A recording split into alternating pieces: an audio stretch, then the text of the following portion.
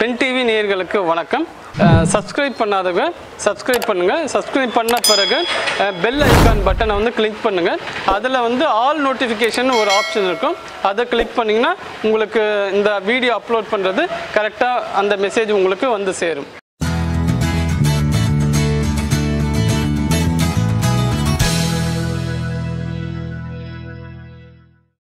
வணக்கம்.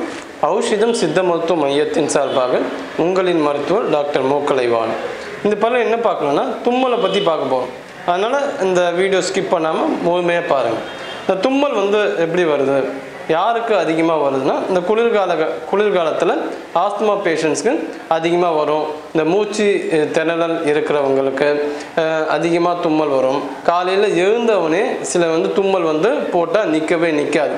ஏன் இந்த தும்மல் வருதுன்னு பார்த்தீங்கன்னா, உடம்புல இருக்க இந்த மூக்கில் அந்த மெல்லிய ஜவ்வு உள்ளே இருக்குது.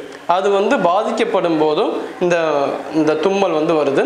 இதுக்கான காரணங்கள் பார்த்தீங்கன்னா, மாசு வந்து ரொம்ப அதிகமாக இருக்கிறத சுவாசிக்கும் போது, உடலோட ஒவ்வாமையின் காரணமாக ஏதாவது ஒரு விஷயம் வந்து அவங்களுக்கு அலர்ஜி ஏற்படுத்துச்சுன்னா சுவாசிக்கும் போது அது அவங்களுக்கு தும்மலாக வெளிப்படுத்தும். அதாவது உடம்புல வந்து தீங்கான ஒரு பொருள் உள்ளே போகும்போது அதை தடுக்கிற ஒரு நடவடிக்கை தான் தும்மலுங்கிறது. ஆனால் சில பேருக்கு அதே வந்து நோய்க்கான அறிகுறியாக மாறத்துக்கு வாய்ப்புகள் உண்டு. சில பேருக்கு தும்மல் வரத்துக்கு முன்னாடி மூக்குலேருந்து நீர் ஒழுகும், காய்ச்சல் எடுக்கும், தலைவலி வரும். உடம்பே பார்த்திங்கன்னா ஒரு டிஸ்கம்ஃபர்ட்டான ஒரு விஷயத்தை அவங்க வந்து ஃபீல் பண்ணுவாங்க. இப்போ தும்மல் வந்து அதிகமாக வருதுன்னா, இப்போ ஏசியில் ஒர்க் பண்ணுறாங்க, அவங்களுக்கு பார்த்திங்கன்னா மூக்குளோட அந்த ஜவ்வு படலம் வந்து பாதிக்கப்பட்டு தும்மல் வரத்துக்கு நிறைய வாய்ப்புகள் உண்டு. ஏன்னா இந்த மூக்கில் இருக்கிற பகுதி வந்து மிக மெல்லிய ஜவ்வு பகுதிகளால் ஆனது. அதனால் ஈஸியாக அது வந்து நோய் தொற்றுக்கள் உள்ளாகிறதுக்கு நிறைய வாய்ப்புகள் உண்டு. முக்கியமாக இந்த பொல்யூஷனில் போகும்போது என்னென்னா, நம்ம வேலை பார்க்குற இடத்துல அதிகமாக தூசியை நம்ம வந்து சுவாசிக்கும் போது, அதே மாதிரி வேறு அதாவது மாசு ஏதாவது ஒரு வகையில் மாசை வந்து நம்ம சுவாசிக்கும் போது நமக்கு வந்து ஒவ்வாமை ஏற்படுது, நுரையீரல் வந்து பாதிக்கப்படுது. இதனால் வந்து என்ன ஆகுதுன்னா, நுரையீரலோட உட்சுவல்கள் வந்து வீக்கம் அடையுது. அதனால் மூச்சை வந்து இழுக்கிறது கஷ்டம், வெளியே விடுறதோ கஷ்டம். இந்த மாதிரியான கண்டிஷன்லையும் தும்மல் வந்து அதிகமாக வருது. இந்த தும்மல் வரும்போது இயற்கை முறையில் என்னெல்லாம் நம்ம செஞ்சு நம்மளை வந்து அதில் வந்து மீட்டுக்கலான்னு பார்த்தீங்கன்னா, சூடாக தண்ணியில் கொஞ்சம் உப்பு போட்டு வாய் கொப்பளிக்கலாம். இது வந்து ரொம்ப மிகச்சிறந்த பலனை உங்களுக்கு கொடுக்கும். இன்னொன்று பூண்டில் வந்து 2-3 பல்லு பூண்டை போய் குடிநீராக வைக்கலாம். ஒரு சொம்பு தண்ணியில் 1 டம்ளர் வர வரைக்கும் அது சுண்டை காய்ச்சி நம்ம வடிகட்டி குடிக்கலாம்.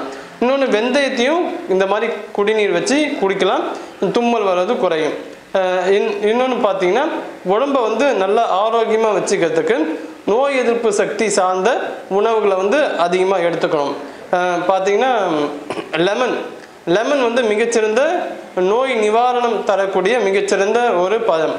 அந்த எலுமிச்சை பழத்தில் சாறு எடுத்து தேன் கொஞ்சம் ஆட் பண்ணி நம்ம தொடர்ந்து குடிச்சிட்டு வரும்போது தும்மல் பிரச்சனையிலேருந்து நம்மளால் வெளியே வர முடியும். இன்னொன்று, தேனில் கொஞ்சம் மிளகுத்தூள் போட்டு லைட்டாக கொஞ்சம் ஹீட் பண்ணி நம்ம உள்ளே சாப்பிடலாம். டெய்லி ஒரு 2 வாட்டி சாப்பிட்டுட்டு வரலாம். இந்த மாதிரி சாப்பிடும் போதும் தும்மல் பிரச்சனையிலேருந்து நம்மளால் எளிதாக வெளியே வர முடியும்.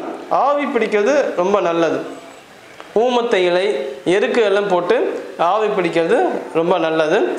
அதே மாதிரி அதாவது மாஸ்க் போட்டுக்கிட்டு போகிறது தான் மிகச்சிறந்ததாக இருக்கும். ஏன்னா இந்த மாசுலேருந்து நம்ம தப்பிக்கிறதுக்கு இந்த மாஸ்க்கை வந்து நம்ம அணிஞ்சிக்கிட்டோம்னா அதுலேருந்து நம்மளால் ஈஸியாக வந்து தப்பிக்க முடியும். நோய் எதிர்ப்பு சக்தி ரொம்ப குறைவாக இருந்தாலும் அவங்களுக்கும் இந்த தும்மல் வர்றது ரொம்ப அதிகமாகவே இருக்கும். அதனால் சரியான உடல் நலத்தை பேணணும். இன்னொன்று, சரியான உணவு முறைகளை எடுத்துக்கணும். எதெல்லாம் வந்து சத்து மிகுந்த உணவோ அதெல்லாம் எடுத்துக்கணும். இப்போ இருமல் சளியோடு சேர்ந்து தும்மல் வரும்போது புளிப்புத்தன்மை உள்ள பழங்களை நீங்கள் அதிகமாக எடுத்துக்கலாம். லெமன் எடுத்துக்கலாம். அடுத்தது பார்த்திங்கன்னா ஆரஞ்சு எடுத்துக்கலாம், அன்னாசி பழச்சாறு எடுத்துக்கலாம். இதெல்லாம் பார்த்திங்கன்னா விட்டமின் சி வந்து ரொம்ப அதிகம். விட்டமின் சி வந்து உடம்புல வந்து நல்லா இருந்தாவே இந்த தும்மல் வந்து ரொம்ப குறைவாக இருக்கும். சில பேருக்கு வந்து தலைக்கு குளிக்கும் போதும் தும்மல் வந்து அதிகமாக வரும். அது என்னன்னா, நம்மளோட பாரம்பரியத்தில் தலை குளித்த பிறகு சாம்பிராணி போடுவாங்க. இந்த சாம்பிராணி போடும்போது என்ன ஆகுன்னா, அந்த நீர் வந்து அதை வந்து அப்சர்வ் பண்ணிடும் அந்த சாம்பிராணி. அதனால் வந்து தலைக்குள்ளே நீர் வந்து உள்ளே இறங்காது. இதனால் வந்து உடம்பு வந்து தும்மல் போன்ற கஷ்டத்துலேருந்து எளிதாக மீட்கப்படும். அதனால் பாரம்பரிய முறையில் நம்ம என்னெல்லாம் செஞ்சோமோ அதெல்லாம் திரும்பி நம்ம வந்து அதை ப்ராக்டிஸ் பண்ணோம்னா கண்டிப்பாக வந்து தும்மல்லேருந்து நம்ம எளிதாக வெளியே வர முடியும். நன்றி.